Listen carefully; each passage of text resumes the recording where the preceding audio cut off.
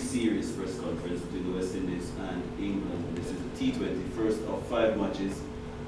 They start on Saturday here at Kensington. But Rahman Powell is here, the West Indies T20 captain, and Joss Butler, who was recovered from his injuries here, the captain of England. First, I'm going to ask both of them about their expectations and having to play in the Caribbean again in this rivalry. I think for us, every time England come to the Caribbean, it's a big rivalry. You know, England is one of the best teams in the world, so it definitely brings out the best in us from a T20 perspective. And I think we've been playing some good T20 cricket, so this series provides an opportunity for us to continue to do that. And Joss? Yeah, likewise. We've been here a bit recently. West Indies are a top team, and we look forward to a great challenge. It's always, T20 is always great fun, especially the style of T20 cricket out here. So, we're looking forward to a big challenge. Okay. First question from Philip. Welcome, Josh. Welcome out. It's a rivalry, West Indies and England. Obviously, there's no Samuels and no Stokes. That was the ultimate rivalry. In reality, does the IPL option loom large in this series as well? You do well, you put your hand up, you can get big, you get lucky. Is that in thoughts? No, to be honest. I think maybe back in the day that used to be the kind of thing with the IPL auction, but I think nowadays there's so much cricket played all around the world, and so often I think these teams have quite extensive scouting networks that will not just be looking at this series. So obviously it's coming up in the near future. It's a big thing in the cricket calendar these days, but I know all our guys are just really looking forward to this series starting here tomorrow, and fully focused on playing well here, and what will be will be.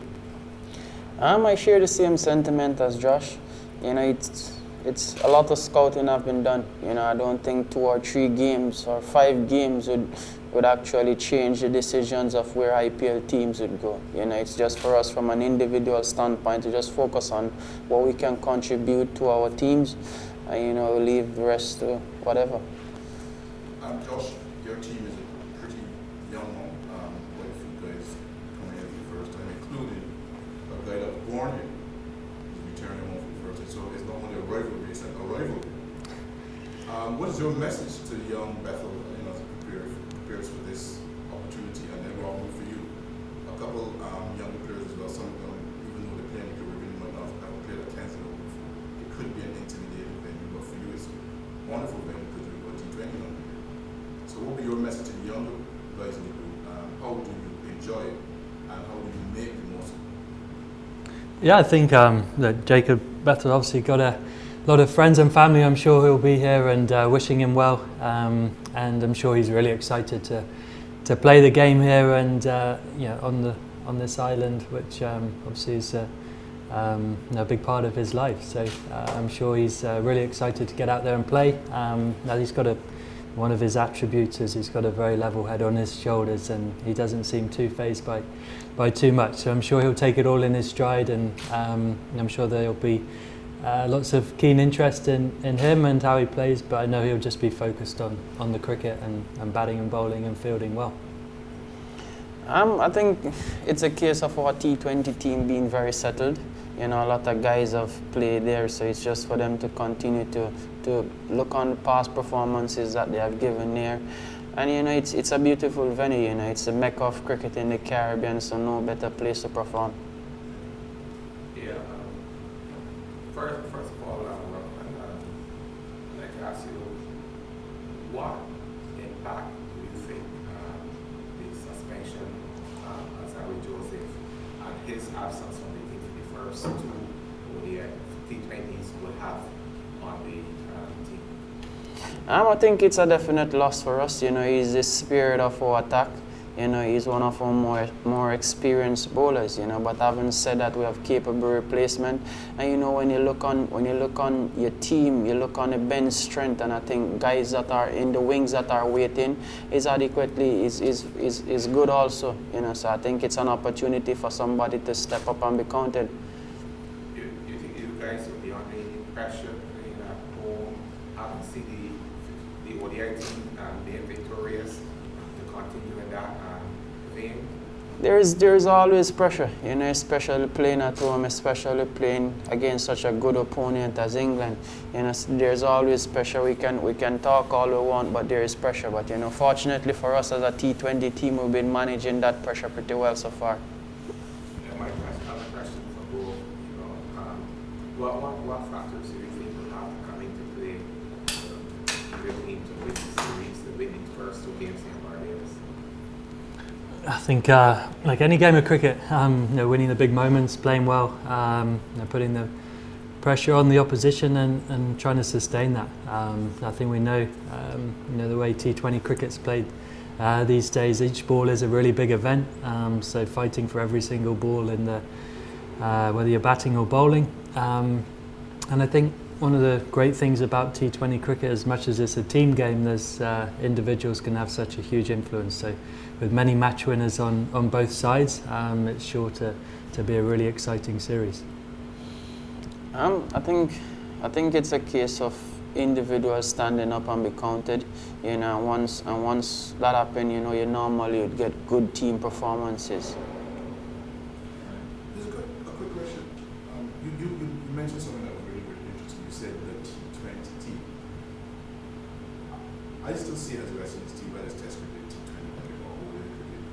But do you sense like you're coming into something new when you walk into the dressing room, or do you feel that is a continuation from what happened 2 nights ago? Because at the end of the day, when the stories originally say the West Indies beat England 2-1 in the ODI series, and then we not played England in the T20 series. Does it feel something different and new, or does it feel a continuation of a 2-1 series win? It feels like something new, you know, because a lot of us haven't played 50 over cricket for quite some time, you know, but it also feels like a continuation in the sense that we have played T20 cricket together for an extended period of time. So I think it's a mixture of both. And Russell, he has been in many rivalries before. He's won 2 World Cups, and he's won just about everything else that is available. He's back, and obviously he's welcome, and that's going to sell more tickets, obviously. How is he looking? Yeah, he's rock up to the He's our most experienced player, you know, and he's not just playing on the back of being experienced, you know, he's playing on the back of putting on performances for us, you know, and this series provides an opportunity for him to do that, whether it be from a batting standpoint or a bowling standpoint. And Pooran has already set the record for the most sixes in a year, and going to break the record for the most runs in a calendar year. Obviously, you want him to set the place in fire. How is he looking? Yeah, he's good. You know, it's good that he gets some time to spend home. You know, he missed the last series because he needed some rest. You know, so it's good to have him back fresh, you know, and hopefully he can continue what he showed earlier in the year. Has Aki told you anything about fatherhood? Happy with his new addition? Yeah, you know, we extend our congratulations to him. You know, he's a first-time father. Hopefully he can make a good job at it. You know, he also come back with some words for some of our players who aren't fathers like myself, you know, to become fathers very soon. But, you know, we'll make the decision when the time is right. Josh, the impact of for Archer on the series, what would be your plans for him? I know that you want to keep certain things secreted, but his impact on the series, what do you think? Yeah, hopefully he'll have a really big impact. You know, it's been great to see Jofra available for the extended period of time. Obviously, he missed a lot of cricket for a while there, but you know, it's great to see him back and fit and firing. And you know, just like Jacob Battley, he's got a big history here in Barbados, and I'm sure he'll have lots of friends and family coming down to watch and wishing him well. So you know, he's been, you know, any impact he has in an England shirt, he's a superstar. So yeah, I'm sure he'll have a big impact. Just one more from you. Just a quick question, Robert. I just want to know what the decision of keeping Terrence Ward as opposed to Shimron Hetmyer coming off the Sri Lanka series. Is that a big decision or just a Terrence Sands. I think it's a case of we giving Springer an opportunity in Sri Lanka to see what he can do. You know, now is an opportunity for us to give Terrence Sainz an opportunity to see what he can do at the international level. And then when we sit down as a selection panel, we have a body of work that we can work with to pick going forward. That's one of the position for Jason Pooran. That's an update. This is not the squad again. Jason isn't available for selection. Jason is still having some issues with his bowling shoulder. Thank you, guys.